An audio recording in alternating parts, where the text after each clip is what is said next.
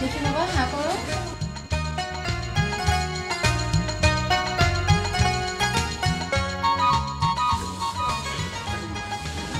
আচ্ছা মাসিমা, একটা কথা বলি। বলো।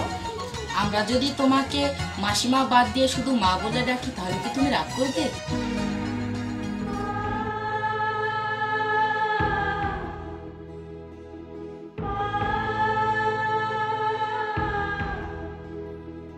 তুমি কি রাগ করবে মাসিমা? বলো মা, তুমি কি রাগ করবে? বলো বলো মা, তুমি কি রাগ করবে?